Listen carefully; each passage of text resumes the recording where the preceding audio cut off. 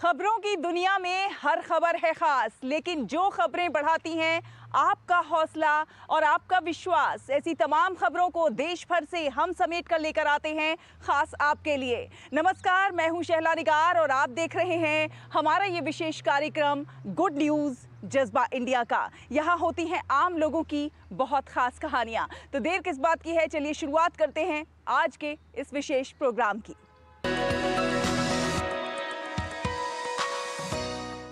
कुंभ भारतीय संस्कृति का एक आध्यात्मिक संगम है। यहाँ भक्त और साधु संत श्रद्धा निभाने आते हैं और पवित्र जल में डुबकी भी लगाते हैं और प्रसाद भी ग्रहण करते हैं। अधिकतर ये जो प्रसाद होता है वो डिस्पोजेबल्स में दिया जाता है। करोड़ों लोग इसमें खाते हैं और ये सारा डिस्पोजेबल्स कचरे में चला जाता है और ऐसे बड़ी संख्या में कचरा इकट्ठा हो जाता है। और इसीलिए कुछ स्वयंसेवियों ने बीड़ा उठाया है इस महाकुंभ को हरित महाकुंभ बनाने का, और इसीलिए उन्होंने अभियान चलाया है एक थाली एक थैला अभियान।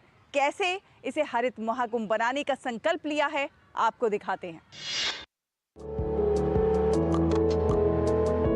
कुंभ भारतीय संस्कृति का एक आध्यात्मिक संगम है।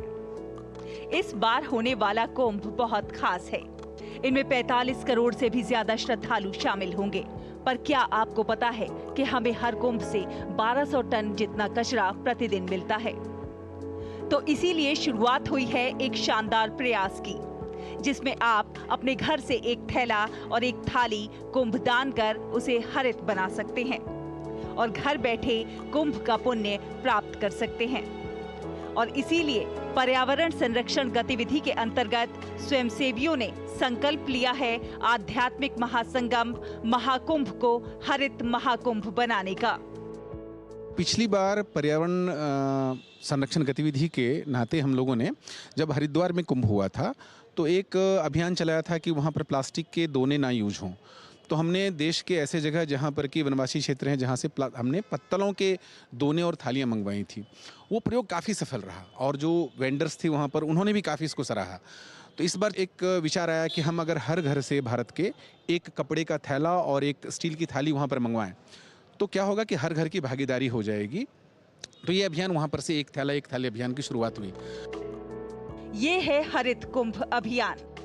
13 जनवरी से प्रयागराज में प्रारंभ होने वाले इस महाकुंभ में आस्था का सैलाब उमड़ेगा और ऐसे में पर्यावरण को प्रदूषण से बचाने के लिए इस वर्ष कुंभ में सिंगल यूज प्लास्टिक और अन्य डिस्पोजेबल का उपयोग नहीं हो, इसके लिए जुट गए हैं स्वयंसेवी।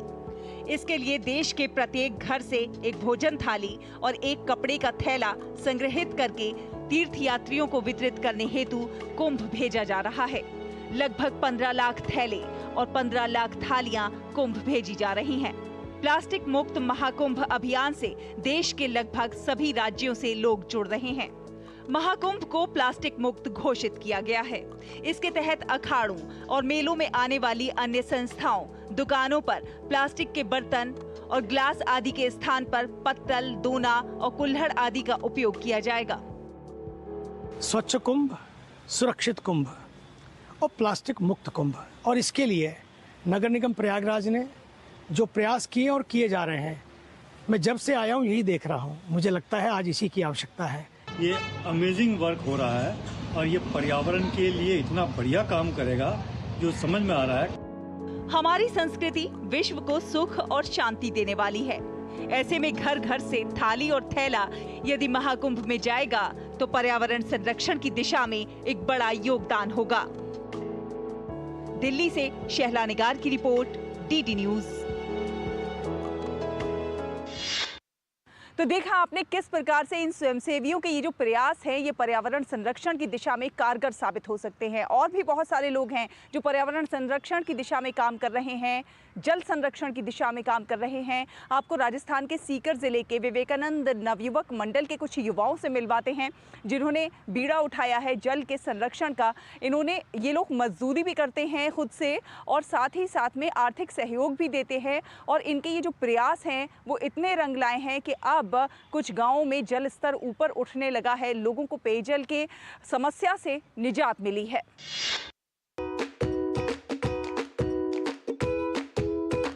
सीकर जिले और आसपास के गांवों में लगातार गिरते जल स्तर और बढ़ते पेयजल संकट को देखते हुए जिले के कुछ युवाओं का एक समूह आगे आया है।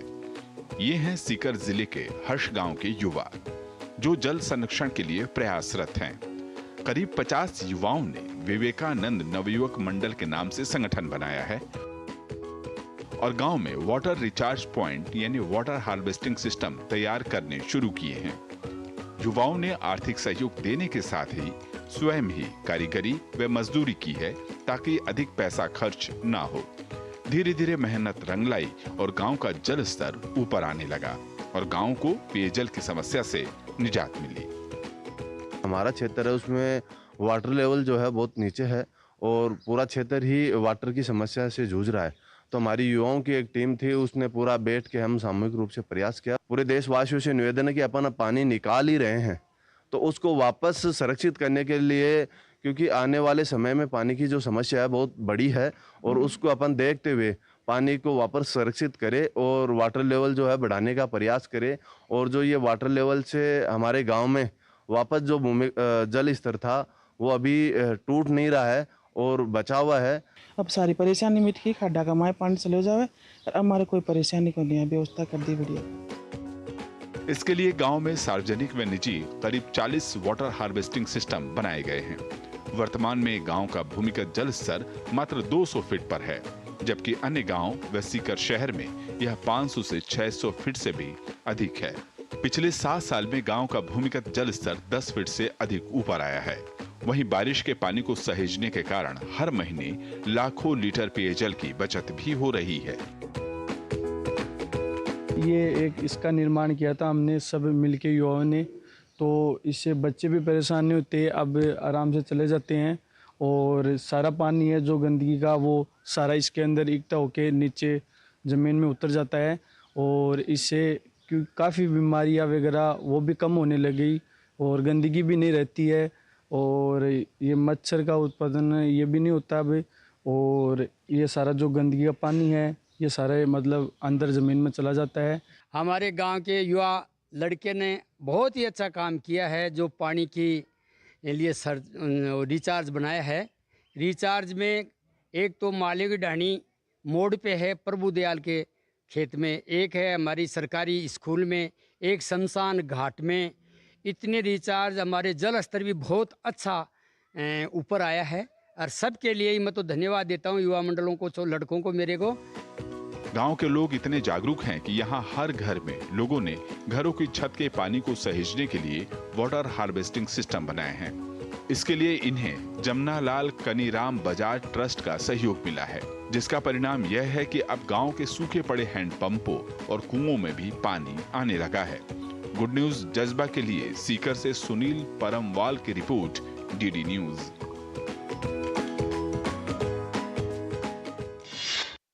अगर आप दृढ़ संकल्प के साथ कोई प्रयास करते हैं तो वो रंग जरूर लाता है और ये इस बात का जीता जागता प्रमाण है। ऐसी ही अच्छी खबरों के सफर को अभी जारी रखेंगे। वक्त हुआ एक छोटे से ब्रेक का, जल्द हाजिर होंगे। देखते रहिए गुड न्यूज जज्बा इंडिया का।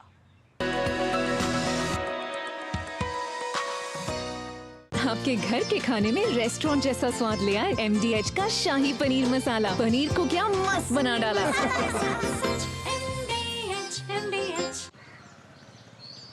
वाह, जब जब पशु आहार लेते हो 150 बचा ही लेते हो ना। कोई कमाल नहीं करते हो, उसकी बयात को खतरे में डालते हो, यही करते हो। तभी कहते हैं दिल से खिला, सिर्फ कपिला, देश का नंबर 1 पशु आहार।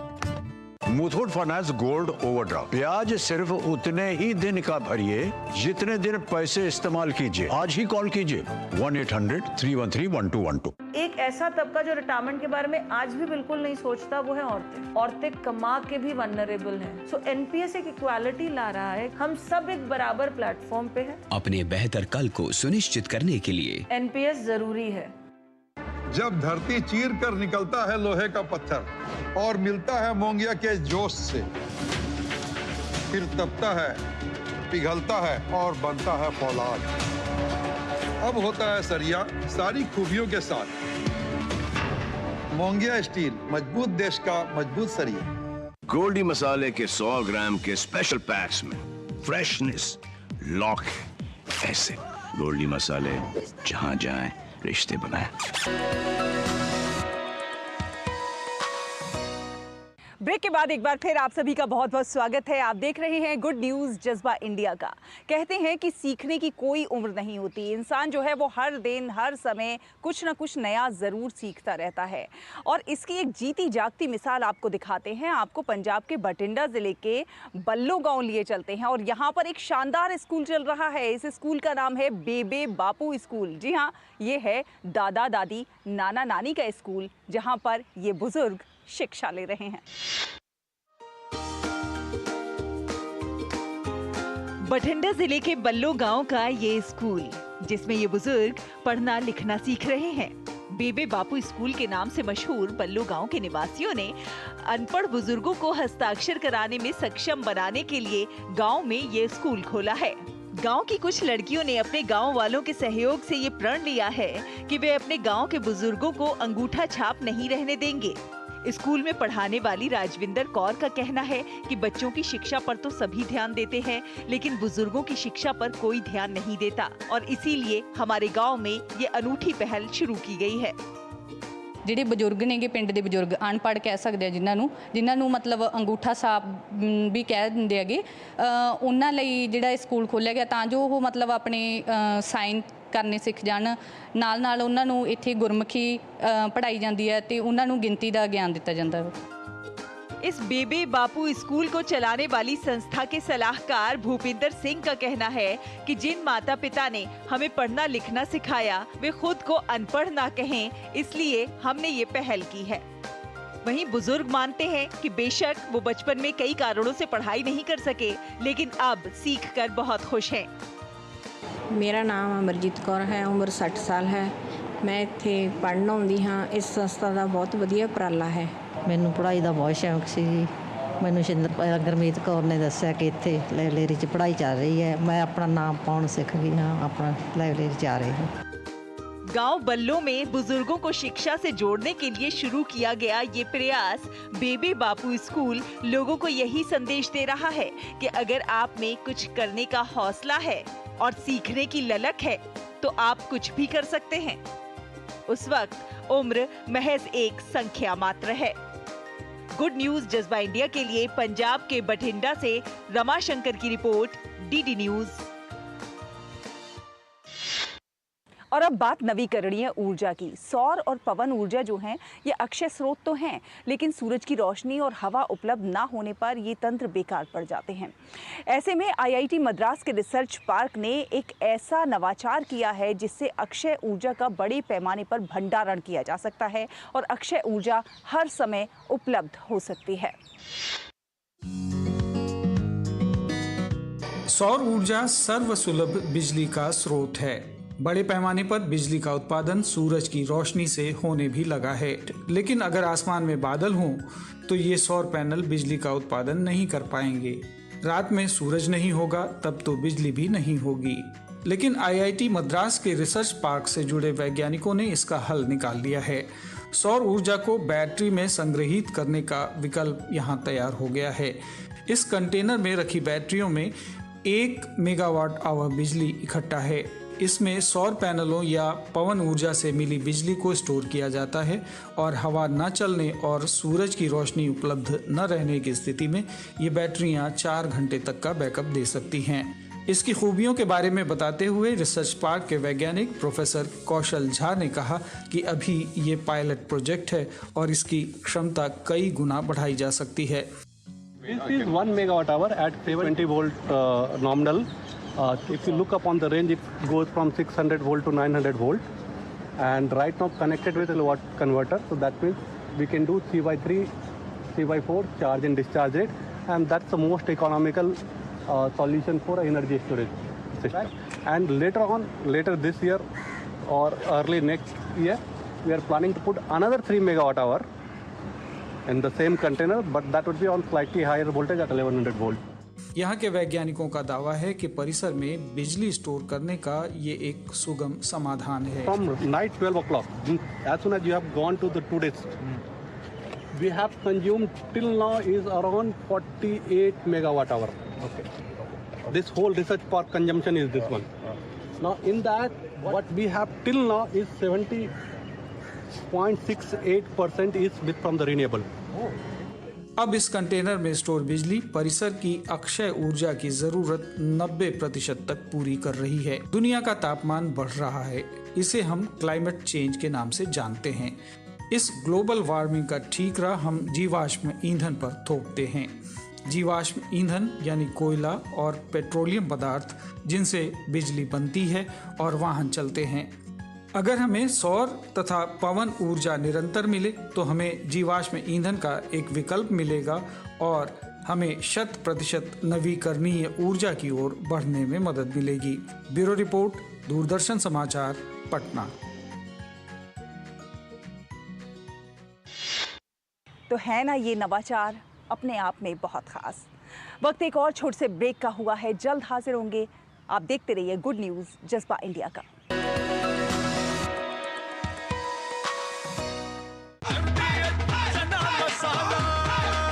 अब छोलिया हो या लोबिया, सफेद चने या काले चने, सब कुछ मजेदार बने। जल्दी टिफिन पैक करो। राजू, मोबाइल छोड़ो। अरे दीदी वो बैंक का नंबर चाहिए, रिफंड ही नहीं आया है। मिल गया। अब भी कॉल करता हूँ दीदी। बिना नंबर जांचे अक्सर जालसाज बैंक की नकली वेबसाइट और फर्जी नंबर से पैसों की धोखाधड़ी करते हैं। तो फिर सही नंबर? बैंक की ऑफिशियल वेबसाइट या तो कार्ड। आपने तो बचा लिया दीदी। काम से नहीं। आरबीआई कहता है सही वित्तीय बर्ताव करे आपका बचाव। मेरी पसंद, मेरी पसंद, मेरी पसंद, मेरी पसंद, हमारी पसंद, हम सबकी पसंद। मजबूत देश का मजबूत सरिया हो गया स्टील। अब आया असली स्वाद। अब आया स्वाद। जब स्वाद के पड़े हो लाले तो MDH का चंकी चाट मसाला डालें। MDH का चंकी चाट मसाला। MDH।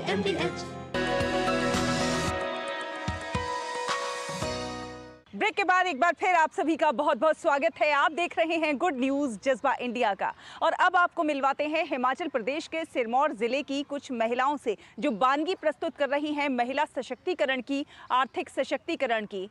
कभी घरों में बंद रहने वाली इन महिलाओं ने अपने कौशल से, अपने हुनर से घरेलू चीज़ों से घरेलू उत्पाद तैयार करने शुरू किए। धीरे धीरे इनके ये उत्पाद बाज़ारों में भी जगह बनाने लगे और तो और अब ये उत्पाद एक बड़े ब्रांड की शक्ल ले चुके हैं और ये महिलाएं आर्थिक सशक्तिकरण की एक मिसाल बन गई हैं।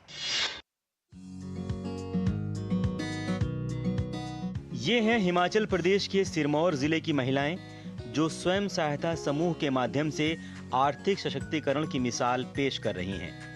इन महिलाओं द्वारा बनाए जा रहे उत्पाद अब एक ब्रांड बन गए हैं। ये है हिम इरा ब्रांड, जिसके जरिए लोगों को कम मूल्य पर बेहतरीन उत्पाद उपलब्ध करवाए जा रहे हैं। इससे न केवल स्वयं सहायता से जुड़ी महिलाएं बल्कि स्थानीय लोग भी फायदा उठा रहे हैं और ये उत्पाद बाहरी राज्यों से आने वाले लोगों के लिए आकर्षण का केंद्र बने हुए हैं। जो लेडीज हैं इन्होंने अपना एक प्रोडक्ट तैयार किया है जो कि बहुत अच्छा है और ये गवर्नमेंट शुदा है, गवर्नमेंट की तरफ से है इनको। और यहाँ पर मैं मत्था टेकने के लिए आया था माता जी बारासुंदरी जी पे, तो मेरे को बहुत अच्छा लगा। और जो और भी श्रद्धालु आते हैं वो उनके लिए भी बहुत अच्छे यहाँ पे जो है इनके आइटम तैयार किए हैं घरेलू, बहुत अच्छे हैं। जो स्वयं सहायता समूह औरतों का है वो स्वयं इसको बनाती हैं और सब देसी चीज़ों से बना हुआ है। जो मंदिर का वेस्टेज है सब खाद वगैरह उससे बनती है और मैं चाहती हूँ कि सभी यहाँ से प्रोडक्ट खरीदें और इनका उत्साह वर्धन करें। ये जो हमारा शॉप है ये हमें गवर्नमेंट ने बना करके दी है। ये हिमीरा के नाम से ही मशहूर है, हमें ब्लॉक की तरफ से दिया गया है। हम लोग सभी महिलाएं जो हैं SHG की हैं, हमें अपना सेल्फ डिपेंड होने के लिए ये उन्होंने शॉप बना कर दी है। इसमें जो भी हमारे प्रोडक्ट हैं सब हमने अपने आप बनाए हैं। यहाँ पर जैसे साबुन है, धूप बत्ती है, ये माता की पिंडी से जो फूल चढ़ते हैं उनसे हमने धूप बत्तियाँ बनाई हुई। हमारे पास मशीन दी हुई है हमें गवर्नमेंट ने। और साबुन हमने एलोवेरा की और नीम की बनाई है। बाकी हमने मुल्तानी मिट्टी से भी साबुन बनाई है। हम कैंडल भी बना रहे हैं, अभी जैसे दीपावली आ रही है तो वो भी बना रहे हैं हम लोग, ताकि लोग इसे खरीदें और हमें उत्साह मिले इससे। महिलाएं भी स्वयं सहायता समूह से जुड़कर बेहद खुश हैं और अपनी आर्थिक स्थिति को मजबूत कर रही हैं। महिलाओं द्वारा यहाँ पर मोमबत्ती, दिए, साबुन सहित कई अन्य उत्पाद तैयार किए जा रहे हैं। हिमाचल के उत्पादों में किन्नौर के राजमा, कुल्लू की शॉल, धर्मशाला के लाल चावल, पहाड़ी आलू का अचार, हल्दी पपीते की बनी बर्फी, बैजनाथ का पट्टू व टोपी इत्यादि विभिन्न उत्पाद महिलाओं द्वारा प्राकृतिक रूप से तैयार किए गए हैं। वो उनकी सभी लेडीज यहाँ पे काम करती हैं, मिलजुल के सभी काम करती हैं। हमारे यहाँ पे काफ़ी प्रोडक्ट हैं, अचार है, जैसे साबुन है, और मोमबत्ती भी बना रहे हैं, दिए बना रहे हैं, ऊन से बना रही हैं काफ़ी कुछ चीज़ें। हिमेरा ब्रांड से स्वयं सहायता समूह द्वारा तैयार किए जाने वाले उत्पादों को बड़े स्तर पर एक अलग पहचान मिल रही है।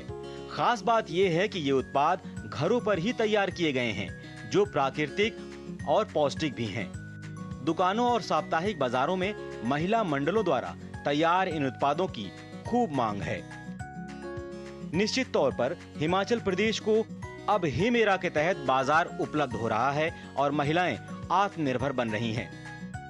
गुड न्यूज जज्बा इंडिया के लिए हिमाचल प्रदेश से सतीश की रिपोर्ट, डीडी न्यूज।